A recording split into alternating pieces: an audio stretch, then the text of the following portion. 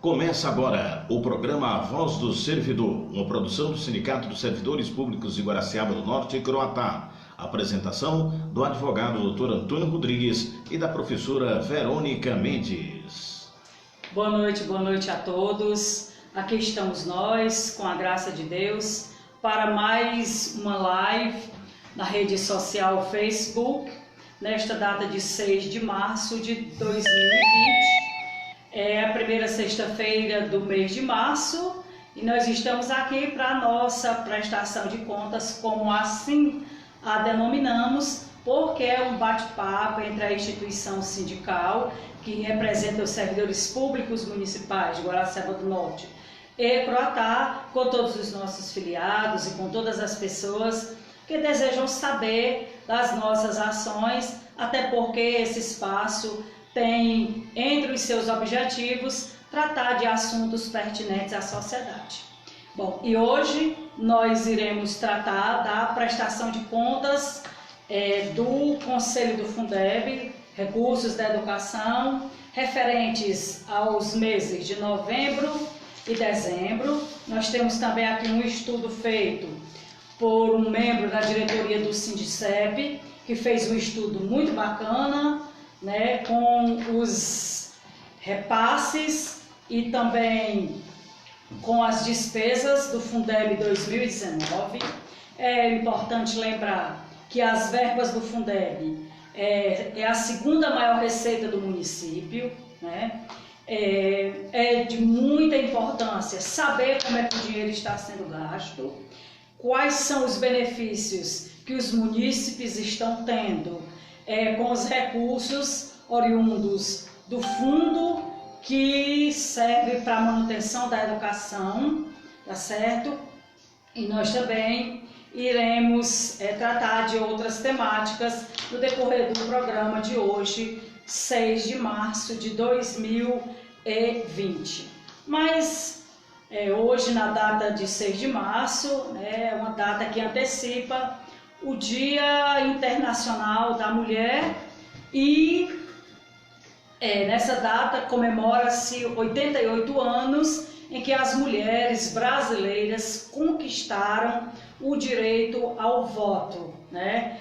Foi um movimento feminista que deu às mulheres esse direito de fazer a escolha, né, dos seus representantes. Mas não foi uma luta que aconteceu de uma hora para outra, né, visto que ela foi inclusive inspirada por movimentos feministas dos Estados Unidos e da Inglaterra, né. Nos Estados Unidos, em 1920, as mulheres já conquistaram o direito ao voto. Também não foi uma conquista gratuita, foi através de muita luta das mulheres americanas, assim como da Inglaterra, que em 1928 também conquistaram o seu direito de votar. Agora, algumas coisas, né, já que estamos às vésperas do Dia Internacional da Mulher, nos fazem refletir, inclusive, sobre os motivos que o parlamento brasileiro alegava para não colocar na Constituição brasileira da época o direito das mulheres ao voto. Eles consideravam que se as mulheres tivessem esse direito, que na época só era dado aos homens, e que, diga-se de passagem, os homens que sabiam ler e escrever, né? Já os homens, os homens de camada mais pobre, das camadas populares, não votavam, né? E quando a gente cita esse movimento, na época era só para as mulheres e não eram para todas, era só para as mulheres que eram letradas, que eram alfabetizadas naquela época, só algumas, e que faziam parte da sociedade feudal. Nem elas tinham direito ao voto. Isso porque alegava-se que seria anarquismo, né, dar o direito às mulheres a votar. Eles achavam que a mulher era inferior, ela era propriedade de seus pais, depois ela passaria a ser propriedade do seu marido, e se a mulher passasse a ter livre escolha de voto, né, a família sofreria um prejuízo de dissolução, né? Mas com os movimentos crescentes na Europa para a conquista do direito ao voto, os movimentos aqui no Brasil se intensificaram, né?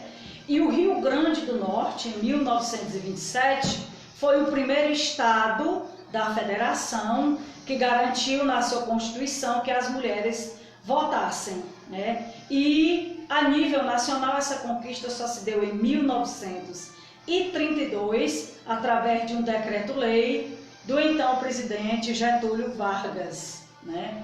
E até hoje essa é uma conquista que eu garanto que só tem enriquecido a democracia, que só tem fortalecido, apesar de muitos problemas que existem na questão da escolha do voto livre, né? As mulheres ainda têm um problema, principalmente de representatividade, apesar da conquista de votar ter se dado em 1932, né? Em 1994, quem tinha de 16 anos acima passou a votar, né? Mas as mulheres ainda são uma minoria na questão da representatividade. Guaraciaba do Norte, por exemplo, nós temos 13 vereadores e apenas 3 são mulheres, né? Que é a professora Eliane Paz, a agente comunitária de saúde Fernanda Marques e a Regiane Souza. Então, apenas 3 mulheres. O restante do parlamento municipal é composto por homens. Se você for fazer uma busca no Congresso Nacional, também se vê que a questão da representatividade feminina é ínfima, né? Isso são por N razões, até porque uma outra matéria nos chamou a atenção, já que nós estamos tratando, fazendo aqui uma rápida dissertação em torno desse tema, que 90% da população mundial tem preconceito contra as mulheres.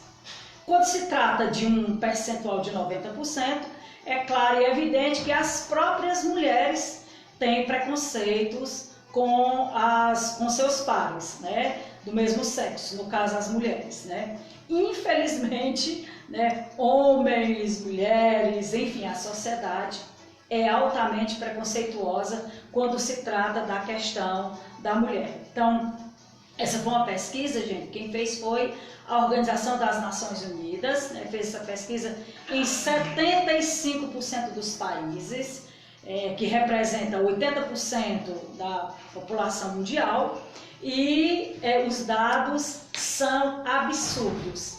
Em países como o Paquistão, por exemplo, 99%, praticamente uma totalidade de toda a população tem preconceito contra as mulheres, né?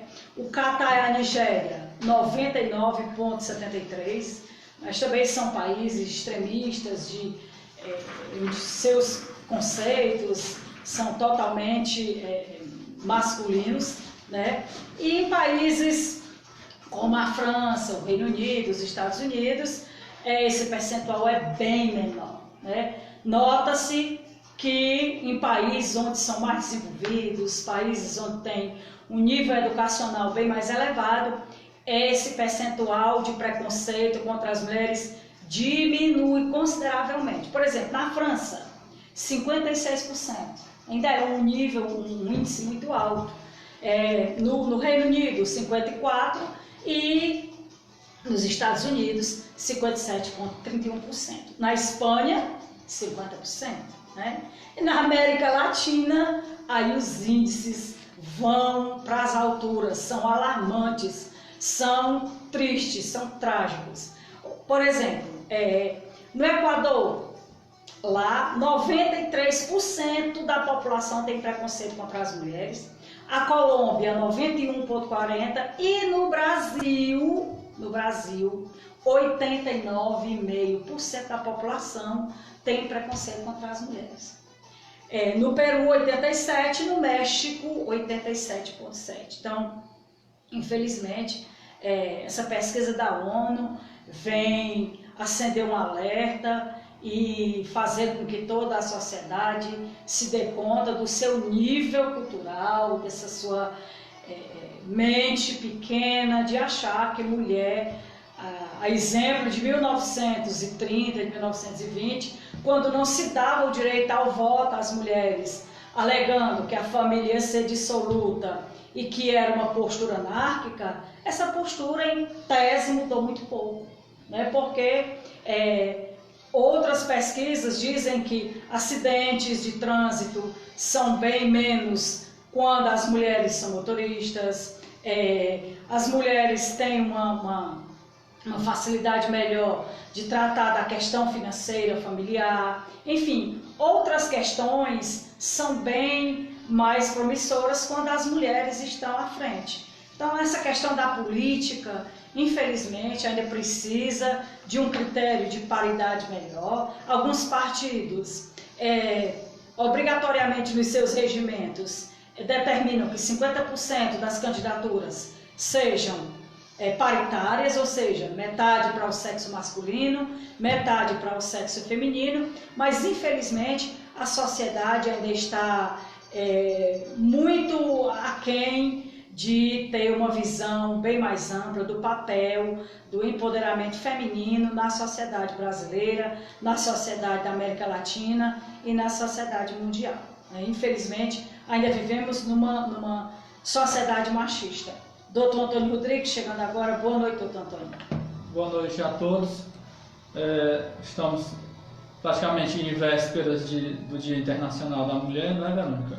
Aquela data simbólica, onde realmente é uma data simbólica no sentido de ser um dia especial para que se relembre e se lembre da necessidade de a gente deixar de ser uma sociedade mesquinha na realidade. Nós somos uma sociedade preconceituosa, mesquinha seria a palavra até mais adequada, no sentido de esses preconceitos, eles causam agressões, causam desigualdades. Essas agressões são atentados diretos à dignidade da pessoa humana. Sem dúvida nenhuma. Da pessoa humana. Sem dúvida. Essas pseudo-democracias que nós vivemos do lado ocidental da parte da Terra, ainda se debate, se discute o empoderamento feminino, o empoderamento das minorias, daqueles segmentos que são considerados com alguma vulnerabilidade. Mas, como a Verônica comentou, em outras regiões globais, em outras regiões do mundo, sequer se discute. Porque naturalizar os preconceitos parece assim, algo que é natural. O que, em respeito à dignidade da pessoa humana, em respeito realmente a essa dignidade, precisa discutir uma igualdade material, uma igualdade onde se promovam, inclusive, políticas públicas que causem impacto no sentido de igualar os direitos, as condições, para que se tenha ou se acabe com esses sofrimentos, que esses preconceitos naturalizados causam e as dores que causam. Mulher trabalha tanto quanto o homem, ganha menos. Uma situação muito simbólica, inclusive no final do ano passado estávamos em plena Copa do Mundo de futebol feminino. Uma das questões que se debatia eram as questões salariais. O jogador de futebol homem, o salário que jogue bem, não pode ser também qualquer em campo, não é? Mas que os salários dos homens são estratosféricos em comparação com os salários das mulheres jogadoras de futebol. Que jogam melhor do que muitos homens. Né? E dando espetáculo melhor do que muitos homens, espetáculo mais respeitoso, menos violento, mais objetivo. Falando um pouco dessa parte do esporte, e tomando como exemplo o único esporte recente, no ano passado, que teve, segundo semestre do ano passado, de 2019, que houve Copa do Mundo de Futebol Feminino. Então, são temas que não podem cair no esquecimento, mas como a Verônica também bem colocou, são pelas políticas públicas e pelas representatividades, inclusive feminina, na política, que esses direitos, ao longo do tempo, vão se igualando às condições e os preconceitos, se não acabando totalmente, mas pela força das leis, do processo educacional, que não há como diminuir preconceitos, acabar com preconceitos, se não for pelo processo também educacional, desenvolvimento de consciências para o respeito ao outro, à mulher, e entender que todos são iguais, devem ser tratados como iguais, e inclusive igualdades de condições. Então, a qualificação profissional, o acesso à educação se faz de fundamental importância para que, de posse do conhecimento e conhecimento libertador, para que cada vez mais as mulheres avancem nas suas conquistas de respeito, de igualdade em todas as condições. É preciso abrir um parênteses aqui, Verônica, no sentido daquilo que já se tem consolidado na sociedade, inclusive na sociedade, população feminina, que há uma grande disparidade entre o acesso a direitos e condições de dignidade das mulheres brancas e mulheres negras, né? A população de mulheres negras, essas que são mais afetadas, mais atingidas, e quando se fala no Dia Internacional da Mulher, nós também não podemos deixar de promover um debate no sentido da igualdade racial também, porque existem dados mais absurdos ainda e mais mesquinhos ainda, no sentido das políticas de igualdade das mulheres, da ausência de políticas de igualdade entre mulheres negras e mulheres brancas, porque é preciso que, fora a questão do tema mulher, a gente também abra esse debate, essa discussão em problemas que são gritantes. Então, que o tema mais abordado do empoderamento feminino nessa época de véspera de Dia Internacional da Mulher, mas que tem sido um debate em todos os segmentos que nós acompanhamos, segmento jornalístico, é um debate hoje, pelo menos a título de debate, muito presente, mas que precisa avançar, na verdade, para que, de maneira concreta, essa igualdade ocorra, não só para mulheres brancas, para mulheres negras, o respeito às populações indígenas, que são pessoas com características e cultura própria, mas que pessoas tanto quanto os não índios. A diferença dos povos nativos e dos povos não nativos é que aqui já se encontravam à época do descobrimento do país. Então, quando a gente abre esses debates, a gente não pode esquecer dessas populações que são mais vulneráveis, e dentro dos vulneráveis tem essas mais vulneráveis. Verdade. Né? Então, não se pode fazer um debate tão somente de maneira genérica, no sentido do direito das mulheres, mas é preciso a gente apontar aquelas populações que são mais vulneráveis dentro do seu próprio segmento, da sua própria população feminina.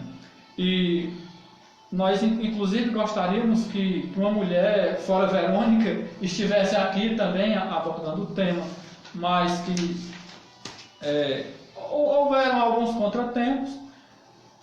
Vamos tentar para a próxima sexta-feira, não é verdade, Verônica? É sim.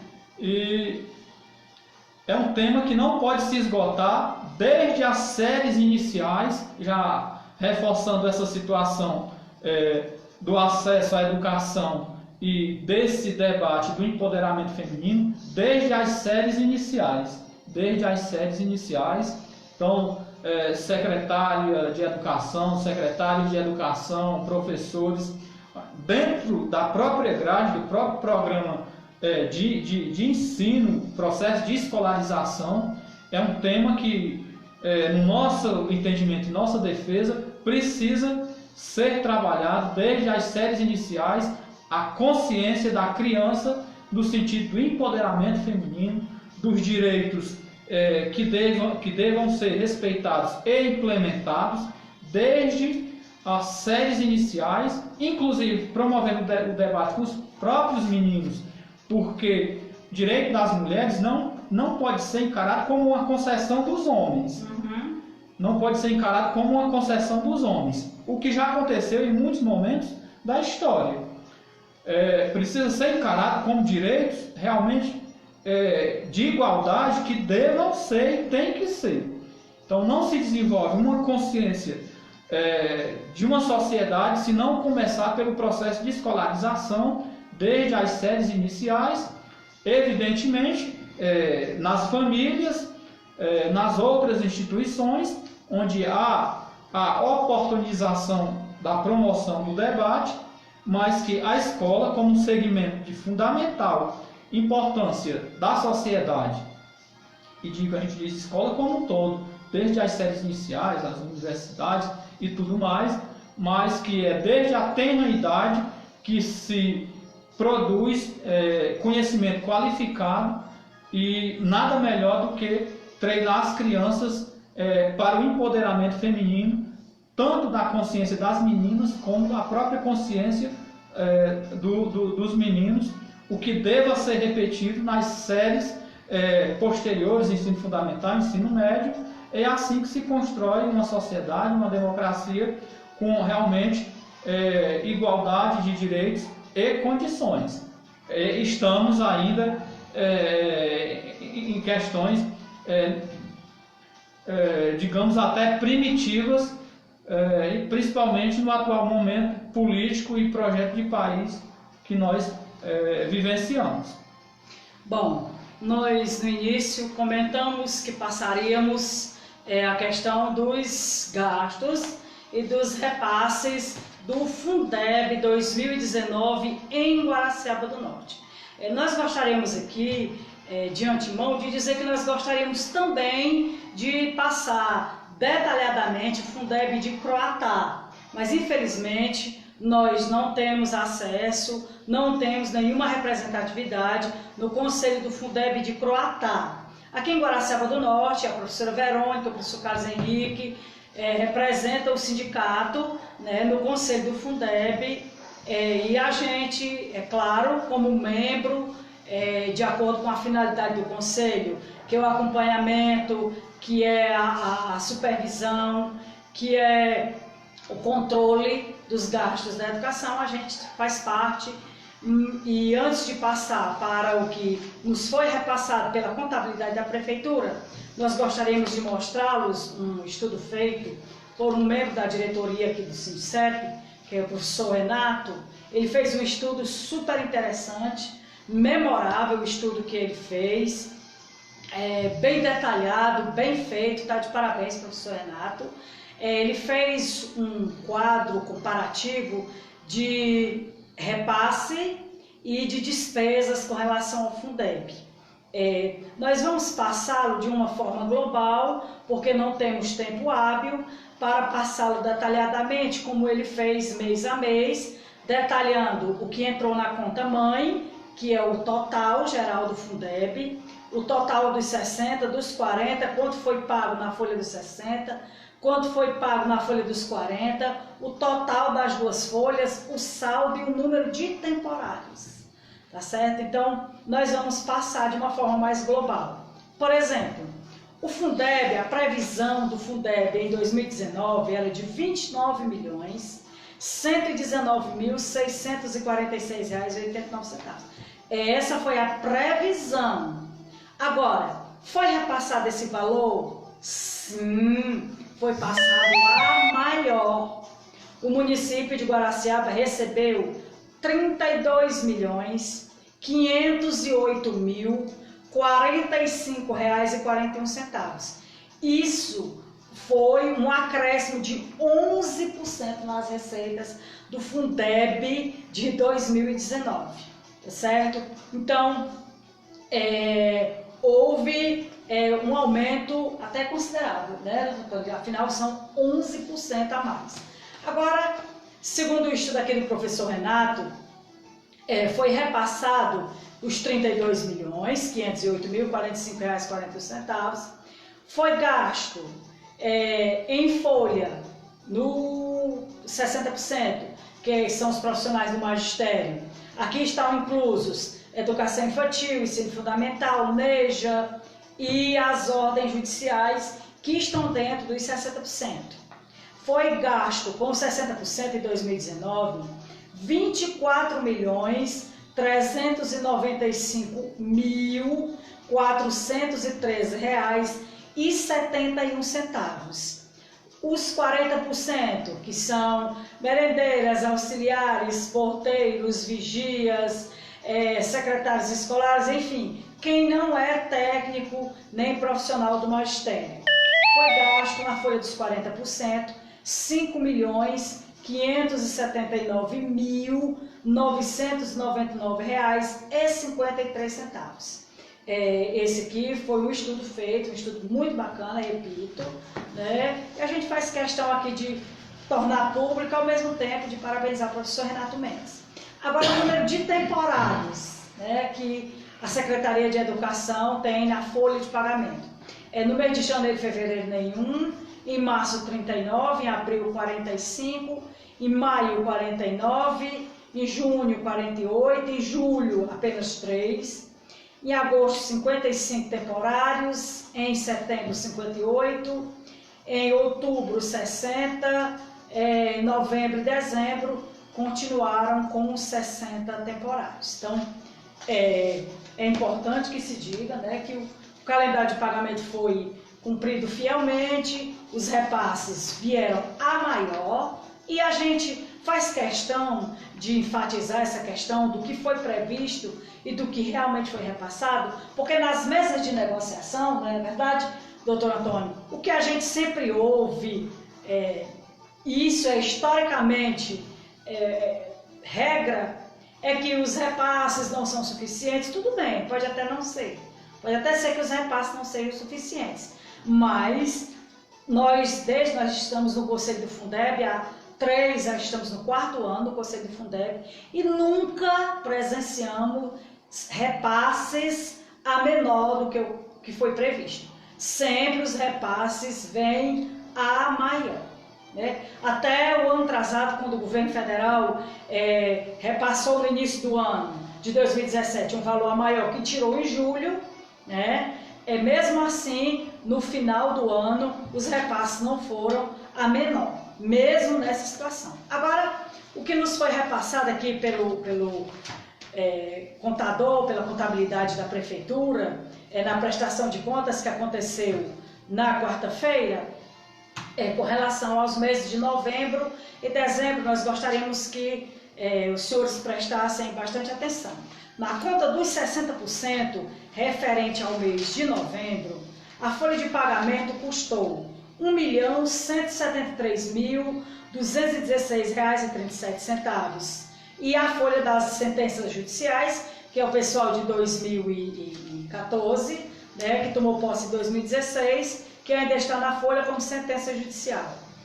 Foi pago R$ 53.896,74. Aqui tem o valor dos empréstimos, né? Eu sei que as pessoas são livres para fazer do seu dinheiro o que elas bem entendem. É claro e evidente, nós não vamos fazer nenhuma observação para que não seja a fim de aconselhá-los, mas o valor dos empréstimos, doutor Antônio, ainda é muito alto, né? Só para você ter uma ideia, na folha dos 60%, a prefeitura repassa aos bancos quase R$ 100 mil. São R$ 95.493 só de empréstimos. Ocorre que não é considerado despesa do município. Não é despesa do município, é descontada do salário do servidor. Perfeitamente. Tá bom, o servidor precisando, é uma opção, a gente considera até uma opção boa. Mas muitas vezes, essa semana nós estávamos conversando com uma servidora aqui na sede do SINCEP, e ela relatava a necessidade, que foi até uma causa nobre, né? Aí nesses casos, tudo bem. Mas ela relatava o valor que ela pediu, e a gente sentou aqui, ela fazendo aqui as contas com a gente, né? O valor que ela vai pagar. Há 3 anos parece que ela paga o empréstimo, somando o que ela já pagou, já ultrapassou e muito o valor do empréstimo. Banco, né? Não é à toa que eles têm um saldo monstruoso. As nossas custas. Portanto, os empréstimos são uma opção. Havendo necessidade, o servidor deve fazer uma pechincha, procurar diversos bancos para saber qual tem uma taxa de juros menor, tá certo? Uma das poucas coisas que tem no governo Bolsonaro foi dessa questão da flexibilidade dos juros dos bancos, né? Então, isso, para quem precisa realmente, é bom, mas não precisando, é bom evitar, porque os juros são altíssimos. Agora, a folha dos 60%, né, a questão da prestação de 60%, é bem resumida, porque na verdade é só folha de pagamento. Agora, prestem atenção à folha dos 40%. Né? No final de novembro, a conta do Fundeb terminou com um saldo, doutor Antônio, de R$ 3.039.806,22. Foi pago de folha de pagamento R$ 296.322, foi pago material de consumo R$ 76 mil, foi pago serviço de terceira pessoa jurídica R$ 292.787, obrigações patronais, que é o INSS, tá certo? A parte patronal, o município pagou dos 40% 17 mil, e equipamentos e material permanente 13.430. Agora, o que foi pago a referidas empresas dos 40%? Veja bem, a despesa com o Dejaci da Silva Costa peças, segundo o que nos foi repassado, peças para os ônibus, foi gasto no mês de novembro em torno de R$ 43.105, né? Foi feito um pagamento no dia 1º de 2.200 a essa empresa, e no dia 4, um pagamento de R$ 40.999, peças para os ônibus, foi o que nos foi repassado. Agora foi pago também, em novembro, os empréstimos, que não é tirado da prefeitura e se dá conta do servidor. Foi paga a Auto Posto Manaus Limitada, R$ 41.410, né? Onde funciona o anexo Dom Pedro, que é a Chayara Chico do Nascimento, pago mensalmente R$ 6.860, onde também funciona o NEJA. Foi pago de água do CISA, as escolas que têm o CISA, R$ 2.244. A empresa Antônio Daniel Soares da Silva, que é a empresa que dos transportes escolares, foi pago R$ 194.247,87. Foi pago a tipografia Arte Gráfica, R$ 25.390. Shopping Papelaria Eireli, R$ 6.000. A Lojão da Informática, 5.700. Silveira Jucá, Comércio de Água, 9.161. A Enel, 15.600 reais. A Dede Araújo Coelho ME, que é uma loja aqui de Guaraciaba, que vende material de construção, 5.016. Shopping Papelaria Eireli, 7.430. Essas são as despesas mais consideráveis, tem outras que são um valor a menor. E a conta terminou, doutor Antônio, o mês de novembro, a conta dos 40%, com um saldo de R$ 3.128.145,90. Agora, isso no mês de novembro. Isso no final de novembro. Agora, quando nós estávamos na reunião do Conselho, nós pedimos ao presidente do Conselho, o professor Evandro Gomes, né, que a gente até se empolgou com esse saldo que tinha aí na conta do mês de novembro, e já pedimos ao presidente que tentasse agendar com o prefeito municipal uma reunião para que o Conselho, é claro que essa não é uma atribuição do Conselho, é verdade, mas nós pedimos ao Conselho que marcasse uma reunião com o prefeito para tentar a viabilidade da questão de posse dessas informações de saldo na conta, a questão do pagamento das merendeiras, se, enfim, a gestão se sensibiliza com a causa das merendeiras e das auxiliares com relação ao retroativo do mês salário. Mas, quando vocês verem aqui a prestação de contas do mês de dezembro, vocês vão tirar as suas próprias conclusões. Então, foi pago na folha dos 60% em dezembro de 2019, R$ 1.685.244, porque aqui foi incluso o 13º, né, a segunda parcela, as sentenças judiciais, 72.389. Agora vamos aos 40%, onde a conta tinha um saldo de R$ 3.128.145,90.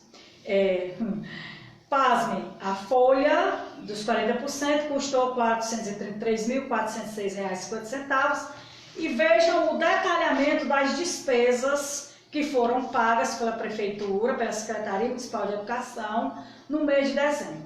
Os monitores, no dia 6, foi pago R$ 25.200, foi pago de energia R$ 16.685, mais uma outra conta de 17.069, isso aqui é a energia das escolas, tá certo?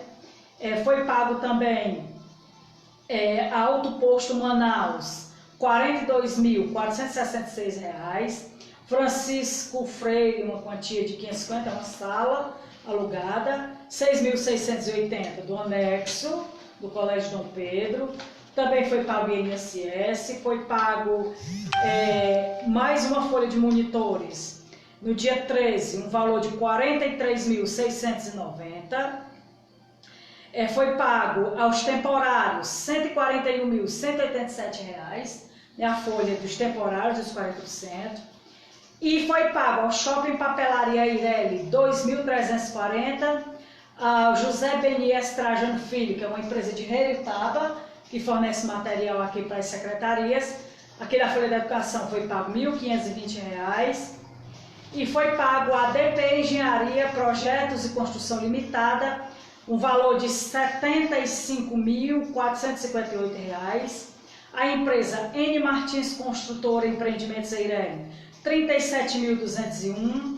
N Martins Construtora, outro pagamento de R$ 45.220. A mesma empresa, N Martins Construtora, R$ 77.234, e um outro pagamento a essa mesma construtora, de nome N Martins Construtora, R$ 167.318,55. Ou seja, foi pago quase 400 mil a essa empresa, cujo nome é N Martins Construtora e Empreendimentos Eireli. Ou seja, percebe-se que o dinheiro vai diminuindo. Agora foi pago também a CV Silveira Jucá, Comércio de Água, R$ 8.598. Essa mesma empresa, N Martins Construtora, R$ 40.331, nos passaram a informação que esse pagamento de R$ 40.331 ainda é da escola da Martislândia, né? Foi um acerto que era para ter, que foi feito, ainda da escola da Martislândia. E agora vejam quanto foi que o município pagou no mês de dezembro a empresa Antônio Daniel Soares da Silva ME. Quantos pagamentos foram feitos? Foram feitos no dia 19, um pagamento de 179.240, um outro de 60.000, um outro de 69.000, um outro de 126.618 reais, um outro de 152.000, um outro de 214.000, um outro de 35.848, um outro de 119.240, um outro de 182.131 reais, um outro de 57.000 e um outro de 101.860 reais. Essa empresa, senhores, é a empresa dos transportes escolares. Ela recebeu mais de R$ 1 milhão das contas do Fundeb no mês de dezembro. Nós questionamos os motivos da empresa do transporte escolar receber tantos repasses no mês de dezembro. O que é que nos foi informado?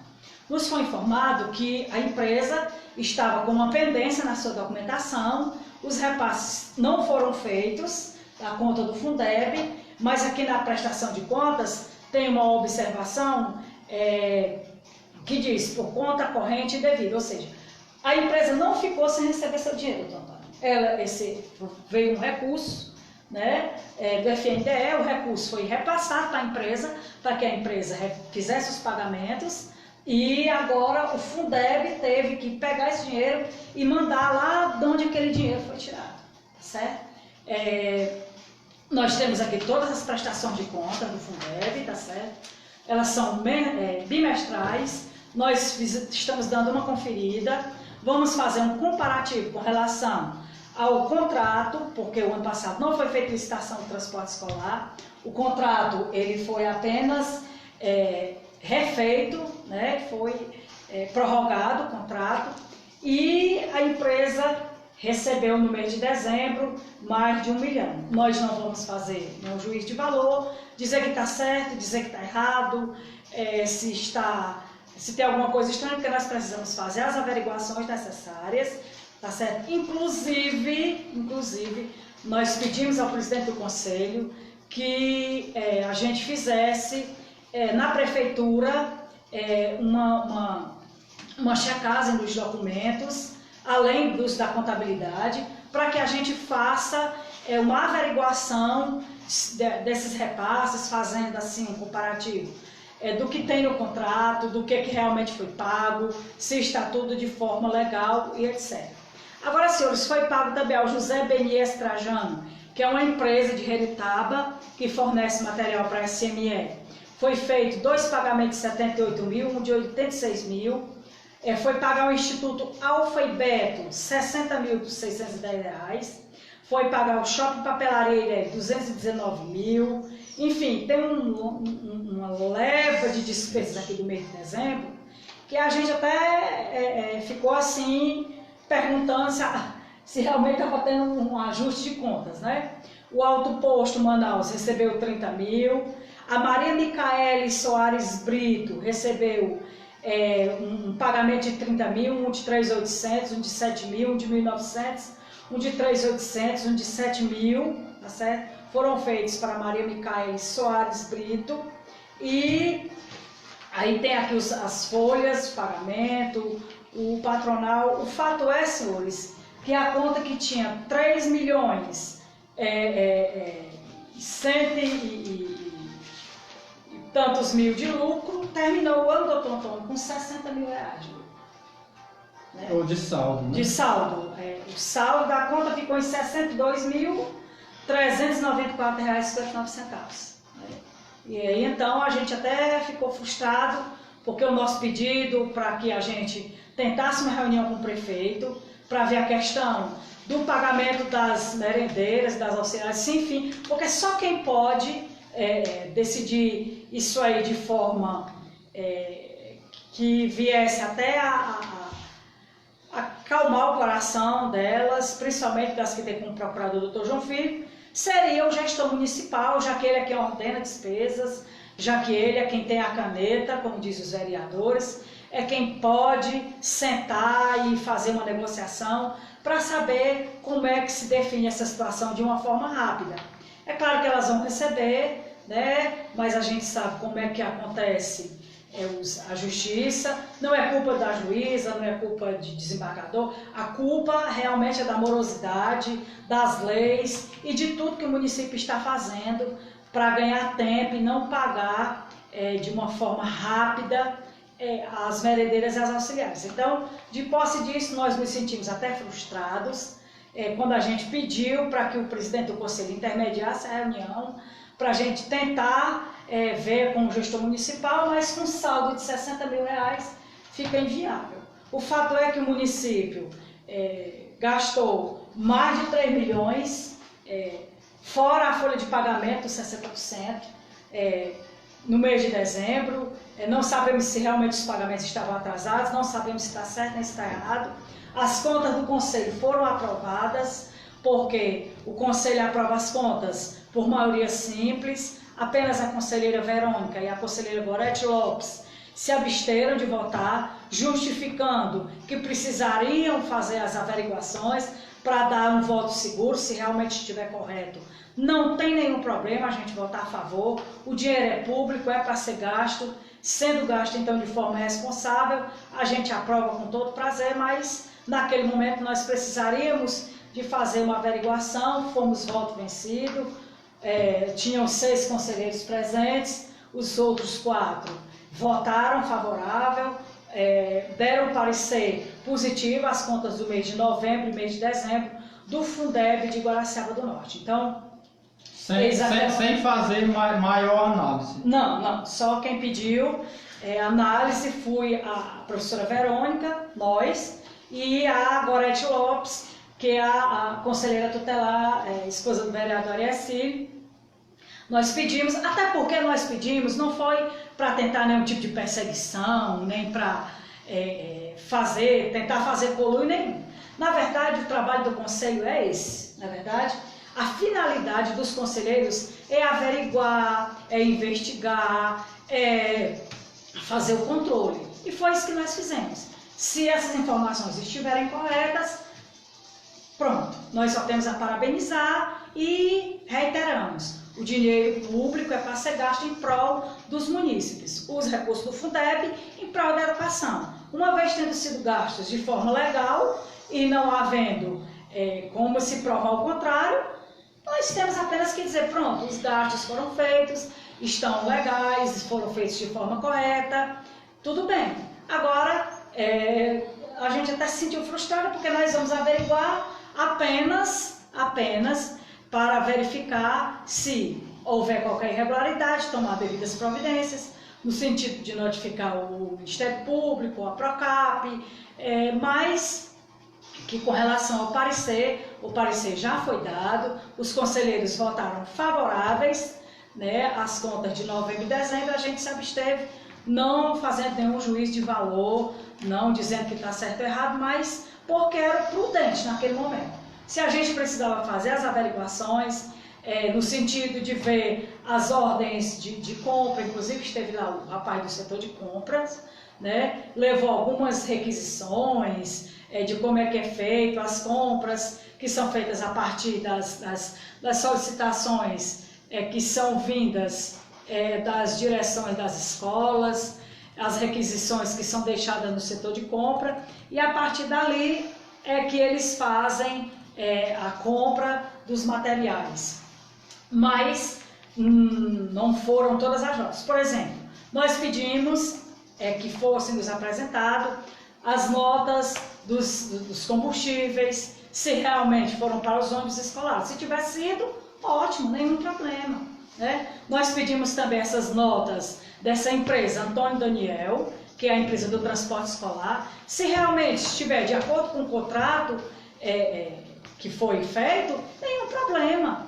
Nenhum problema. Agora, a função do conselho é averiguar, é fiscalizar, é controlar, é acompanhar, né? Se tem alguns conselheiros que, por suas razões pessoais ou não querem fazer, mas nem todos pensam assim. A função de quem assume é essa, não é a função remunerada, mas é essa. Tem uma pergunta aqui do O nosso amigo Celso lá de internauta. Croatá está nos perguntando, doutor Antônio, se o prazo do concurso de Croatá já está chegando ao fim do prazo e se ainda há esperança de ter mais convocações. Bem, com relação à esperança de mais convocações, é preciso fazer uma análise daqueles que têm expectativas de direito e aqueles que têm direito subjetivo à posse. Quem é que tem direito subjetivo pessoal a tomar posse? Aqueles que passaram dentro das vagas, dentre os aprovados, vagas abertas, e que ainda não tomaram posse, esses têm direito subjetivo à posse. É um entendimento majoritário, é um entendimento do STF de maneira inequívoca. Atualmente, esse entendimento já tem algum tempo. Com relação a quem não passou dentro das vagas, ou seja, passou na suplência, esses têm expectativa de direito. Ou seja, vencido o prazo de validade do concurso e não foi convocado, é preciso verificar se foram abertas novas vagas, além das vagas abertas propriamente ditas, se foram geradas novas vagas a partir dos suplentes, e se essas vagas têm alguns contratos irregulares que podem estar sendo ocupadas a quem deveria tomar posse, embora passando na suplência, mas pela abertura de novas vagas e por contratações irregulares, gerariam também o direito subjetivo a pleitear, geralmente no Poder Judiciário, essa posse que está sendo ocupada por contratos irregulares. Então, é preciso se fazer uma análise, inclusive caso a caso, mas do ponto de vista de quem tem direito subjetivo à posse, são as vagas abertas.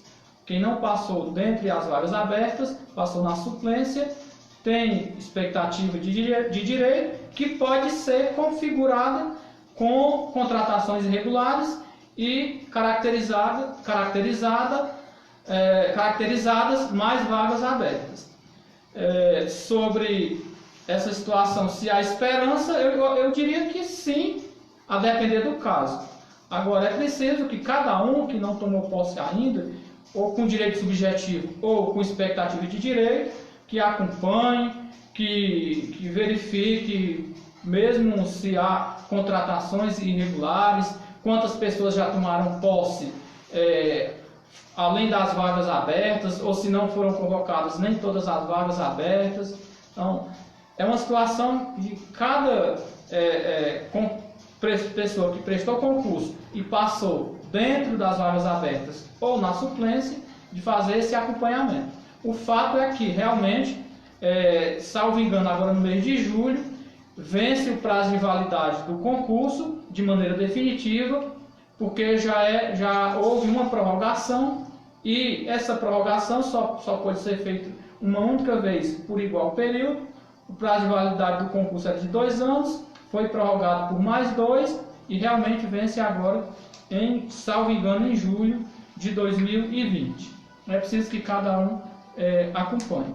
Ainda dentro da temática das merendeiras, Verônica, que você abordou nessa constatação que no mês de novembro de 2019, esses valores, Verônica muito bem esclareceu, são valores referentes ao ano de 2019, e que constatou-se que no mês de novembro tinha mais de 3 milhões em contas relativa à Fundeb, e que esse dinheiro foi usado para pagamentos em em dezembro, e vários pagamentos, eu acho que até deveria o Conselho do Fundeb ter sido mais zeloso, não era, Verônica?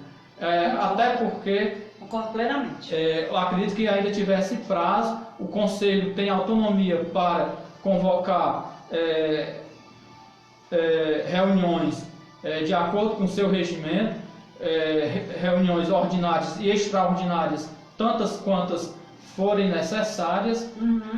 Sempre vejo que o Conselho do Fundeb tem um papel de grande responsabilidade, embora não seja uma função em si remunerada, e que não só pode, mas deve ser mais zeloso com essa prestação, com esse acompanhamento e controle social do Fundeb.